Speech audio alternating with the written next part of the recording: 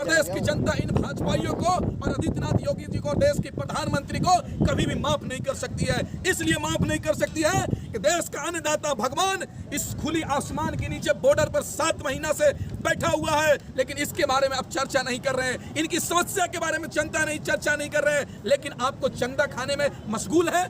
देश की जनता और उत्तर प्रदेश की जनता आपको माफ नहीं करेगी। भारतीय जनता पार्टी से अब हमको पूछना पड़ेगा कि कुछ ही देर में तुम 2 करोड़ रुपए को 18 करोड़ रुपए कैसे बनाते हो, ये भारतीय जनता से पूछना पड़ेगा।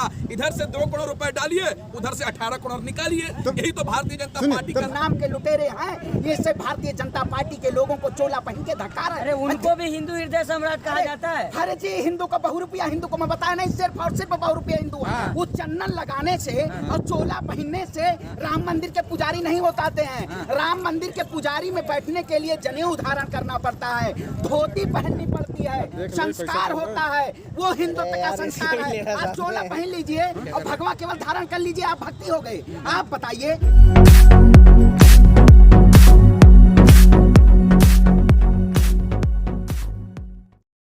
अरे राम मंदिर के नाम पे तो ये लूट रहे हैं। राम मंदिर योगी और मोदी जी नहीं बनाएंगे, राम मंदिर वहाँ की जनता और हम बनाएंगे। ये सिर्फ और सिर्फ देश की चंदा लेने का काम कर रहे हैं ये। आप बताइए, इस देश में ब्राह्मण जो हैं, ब्राह्मण वो पालनहार है वहाँ के। ब्राह्मण मंदिर में पुजारी होती है, लेकिन उसी ब्राह्मण को ये बेदखल कर रहे हैं राज्य में, उसी ब्राह्मण को परेशान कर रहे हैं ये सिर्फ और सिर्फ योगी जी। आप बताइए, जो बहुरूपिया अजय सिंह बिष्ट के नाम से आके गोरखनाथ पीठ में बैठ के और बाबा योगी आदित्यनाथ अपना नाम रख देते हैं, और वो कहते हैं हम अपने पिताजी के उसमें नहीं गए दाह संस्कार में, और उनके डॉक्यूमेंट पे नाम होता है पिताजी का अवैधनाथ। ऐसे बाबा की बात करते हैं जो सिर्फ और सिर्फ ढोंग का काम करते हैं। वो मंदिर नहीं, वो मंदिर नाम के लुटेरे हैं। ये सिर्फ भारतीय जनता पार्टी के लोगों को चोला पहन के धक्का रहे। अरे उनको भी हिंदू हृदय सम्राट कहा जाता है। अरे जी, हिंदू का बहुरूपिया हिंदू को मैं बताया नहीं, सिर्फ और सिर्फ बहुरूपिया हिंदू है। वो चंदन लगाने से और चोला पहनने से राम मंदिर के पुजारी नहीं हो पाते हैं। राम मंदिर के पुजारी में बैठने के लिए जनेऊ धारण करना पड़ता है, धोती पहननी पड़ती है, संस्कार होता है, वो हिंदुत्व का संस्कार है। आप चोला पहन लीजिए और भगवा केवल धारण कर लीजिए, आप भक्ति हो गए। आप बताइए, ये सिर्फ और सिर्फ ये प्रचार और पत्रकार का नाम करते हैं और कुछ नहीं करते हैं ये।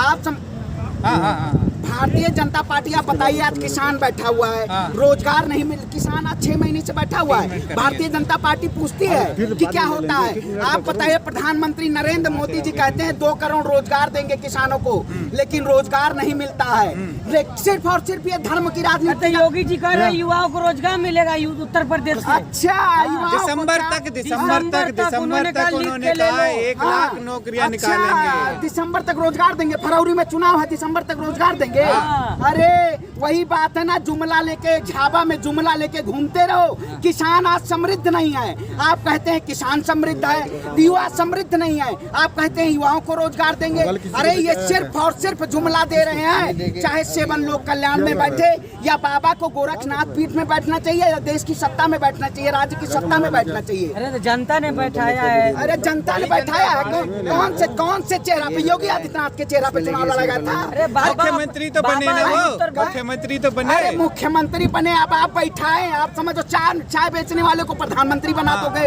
और बाबा योगी आदित्यनाथ को गोरखनाथ पीठ में बैठ के उनको घंटा बजाना चाहिए, राम मंदिर में उनको पूजा करनी चाहिए। अगर बहुत बड़े आप देशभक्त हैं, बहुत बड़े आप धर्म के अनुयायी हैं, तो आपको मंदिर में बैठना चाहिए ना।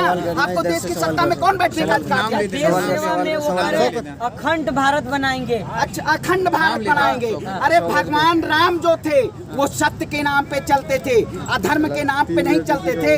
ये सिर्फ और सिर्फ जुल्म के नाम पे कर रहे हैं, लोगों को परेशान कर रहे हैं। तानाशाही सरकार ये सिर्फ और सिर्फ जुल्म कर रही है। आप बताइए, 6 महीने हो गए हमारे आंदोलन को, 6 महीने से ज्यादा किसान बैठा हुआ है रोडों पे, लेकिन उसको कोई बात करने को नहीं तैयार है। और सिर्फ चुनाव की बात होती है। योगी जी दिल्ली चले आते हैं, लेकिन दिल्ली आने के लिए रास्ता गाजीपुर बॉर्डर पड़ता है, आपको रुक के बैठना चाहिए ना। ये सिर्फ और सिर्फ किया जाता है। आपसे भी सवाल है। आपसे सवाल है कि जिस तरह से राम मंदिर घोटाले पे खबरें आ रही है, क्या लगता है आपको, सच में घोटाला हुआ है क्या? देखिए, भारतीय जनता पार्टी से अब हमको पूछना पड़ेगा कि कुछ ही देर में तुम 2 करोड़ रुपए को 18 करोड़ रुपए कैसे बनाते हो, ये भारतीय जनता से पूछना पड़ेगा। इधर से 2 करोड़ रुपए डालिए, उधर से 18 करोड़ निकालिए, यही तो भारतीय जनता पार्टी कर रही है। भारतीय जनता पार्टी से क्यों पूछेंगे? मंदिर का ट्रस्ट सुनिए ना, पूछिए। जब राम मंदिर निर्माण के लिए भारतीय जनता पार्टी के लोग आदित्यनाथ योगी जी और देश के प्रधानमंत्री नरेंद्र मोदी जी ने ट्रस्ट बनाया और ट्रस्ट में अपने लोगों को शामिल करने का काम किया। शामिल इसलिए किया कि हम घोटाला करेंगे और मर्यादा पुरुषोत्तम राम के नाम पर हम चंदा खाने का काम करेंगे। एक बात बताइए ना, उत्तर प्रदेश की जनता इन भाजपाइयों को और आदित्यनाथ योगी जी को, देश के प्रधानमंत्री को कभी भी माफ नहीं कर सकती है। इसलिए माफ नहीं कर सकती है कि देश का अन्नदाता भगवान इस खुली आसमान के नीचे बॉर्डर पर 7 महीना से बैठा हुआ है, लेकिन इसके बारे में अब चर्चा नहीं कर रहे हैं। इनकी समस्या के बारे में चर्चा नहीं कर रहे हैं, लेकिन आपको चंदा खाने में मशगूल है। देश की जनता और उत्तर प्रदेश की जनता आपको माफ नहीं करेगी। एक बात बताइए ना, अपने आप को हिंदू सम्राट कहने वाले आदित्यनाथ योगी जी, मैं पूछना चाहता हूं कि आपसे बड़ा अधर्मी इस देश में कोई नहीं है। जो आदमी मर्यादा पुरुषोत्तम राम के नाम पर करोड़ों रुपए का चंदा खा जाता है, उसको आप धर्मी कहेंगे? उसको हिंदू सम्राट कहेंगे?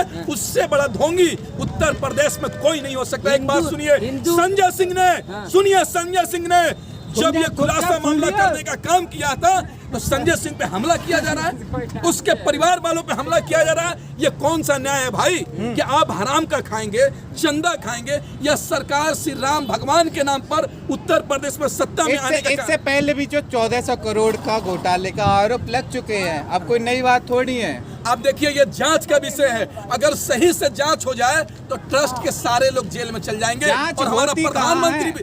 जांच होती कहाँ है? नहीं, देखिए, यही तो बात है कि सत्ता में बैठे जो लोग हैं, सरकारी यंत्र, कोर्ट कचहरी, थाना, ब्लॉक प्रमुख, तमाम चीजों को अपने हैंड में रख चुके हैं और सच्चाई चीजों को दबाया जा रहा है। सरकार आने दीजिए ना, आदित्यनाथ योगी तो जेल में जाएंगे। 10 लाख लोगों को कोरोना महामारी में मार दिए हैं, वो जेल नहीं जाएंगे तो क्या जाएंगे?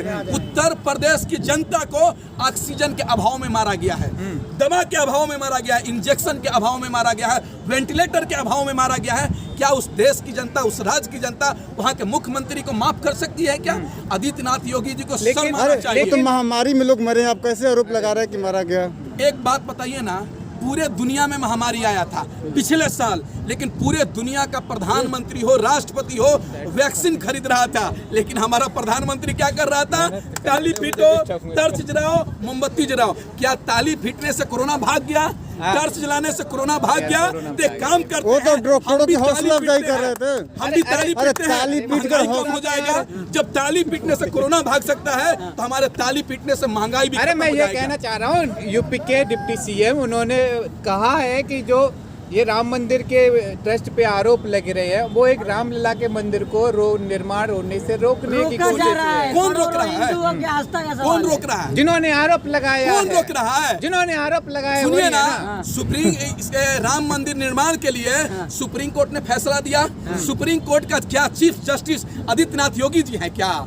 प्रधानमंत्री चीफ जस्टिस हैं क्या? सुप्रीम कोर्ट ने फैसला दिया कि उत्तर प्रदेश में राम मंदिर का निर्माण होगा और निर्माण चल रहा है देश के, लेकिन उत्तर प्रदेश के मुख्यमंत्री किसानों के बारे में चर्चा कर रहे हैं क्या? यही देखिए, ये सरकार चाह रही है कि हिंदू मुस्लिम बैकवर्ड फॉरवर्ड पर राजनीति हो और देश के मुद्दे पर राजनीति नहीं हो। किसान 7 महीना से बैठा हुआ है, उसके बारे में चर्चा नहीं है।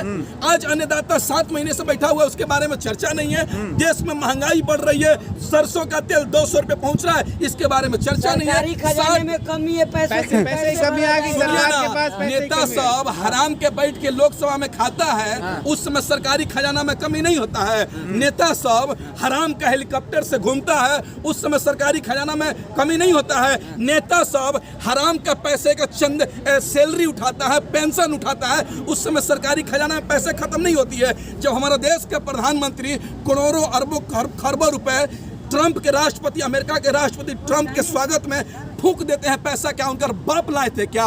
ये करोड़ों रुपए खर्च कर देते हैं, उस समय खजाना का कमी नहीं रहता है। लेकिन जब देश की जनता करेगी महंगाई कम करो, खजाना खत्म।